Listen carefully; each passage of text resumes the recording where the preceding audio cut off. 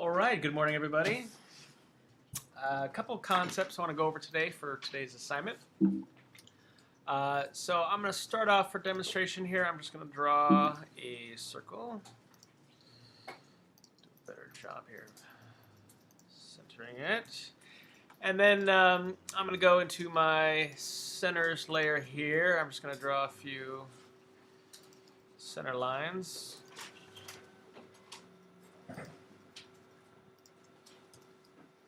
I'll put those in the center here. And then I'm going to go into my hidden layer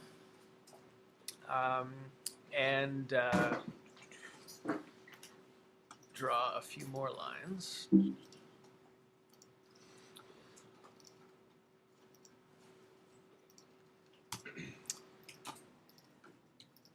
So I've got a circle in one layer, I've got center lines in my center layer, and then I've got these hidden lines in my hidden layer. I'm going to go over to my paper space, and here's our document so far. Now what I'm going to do is I'm going to create a second viewport. So right now my viewport takes up this entire space here. So what I'm going to do is I'm going to modify that. I'm just going to take this and have it take up about half the page. And then I'm going to make a second viewport. So I'm going to hit M view. And I'm going to make it directly under this one. So now I have two objects, but these are in fact the same object. Everything's the same, except they're in different viewports. And what I can do is I can edit these viewports individually. So I can take, say, this top one, say I want to make this a different scale. I can, say, zoom in if I just want to get the detail here on the top.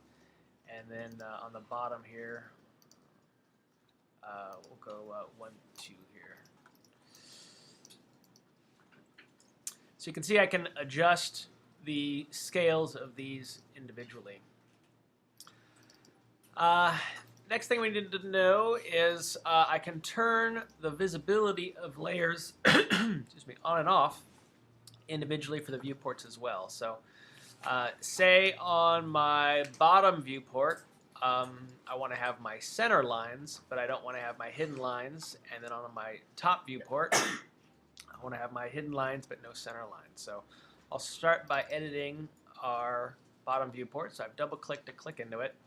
And then on our layers window here, and the Windows version is quite a bit easier to navigate on this, but for our Mac version, if I wanted to get rid of this hidden layer here, I can see it says HID is my hidden layer. And then on the top here, we've got freeze, lock, plot, sort of all these different icons here. And freeze, to be honest, I really have no idea what the difference is between freeze and making visible here. So I've just frozen this hidden layer and now we can't see it, but it also just turned off visibility and I can turn that right back on. But what we care about today is there's something called VP freeze, which is our viewport freeze. And by clicking on that icon, so I'm following my grid here, clicking on that icon, it's just going to freeze the hidden layer in the viewport that I currently have activated. So we can see my hidden lines are now missing from our bottom viewport, but visible in our top viewport.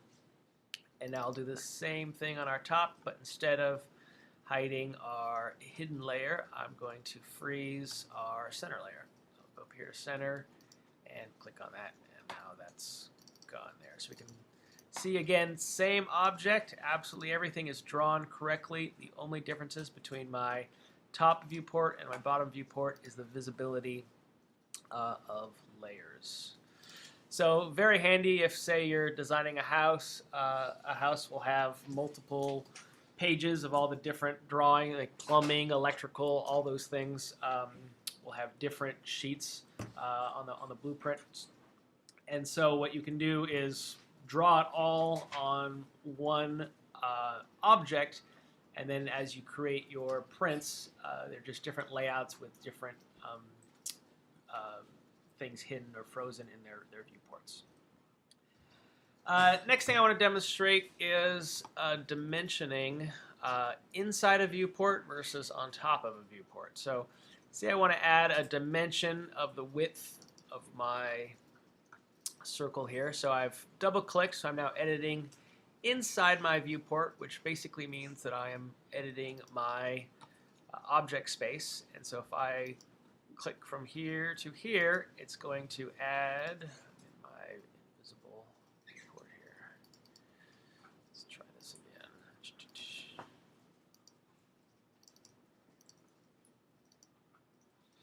Okay. So I've added this dimension here, and it's added it to both my viewports because it actually exists in my model space. I've added it in the model space here by double-clicking and adding within my viewport. But sometimes you just want to add something and it only be visible on a certain viewport. So there's two ways of doing that. I could duplicate my dimension layer and call it like dimension 2 and then have that visible in another space. Or I can actually just dimension on top of the viewport. So I haven't double-clicked in my viewport here. I'm going to go dimension, linear. I'm going to go from top to bottom. And then here, what I've done here is I've actually did a dimension, and because I snapped, it measured correctly.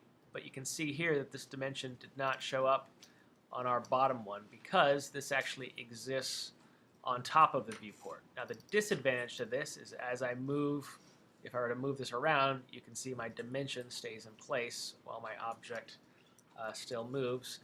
But if it's just a sort of quick dimension that you need to put in place, this is a nice way of quickly and easily adding a dimension that only appears in a certain part of your paper space. I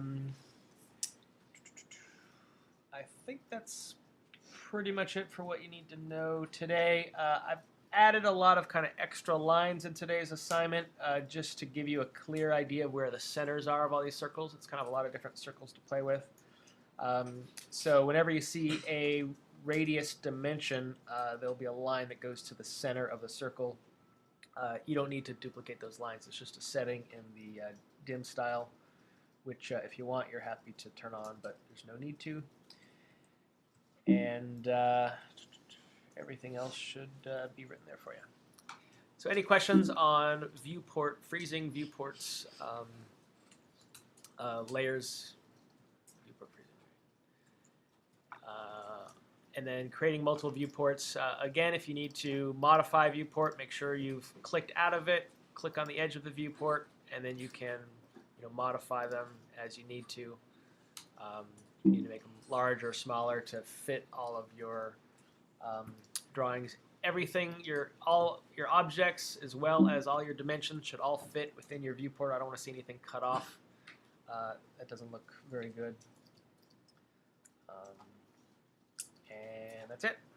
Good luck.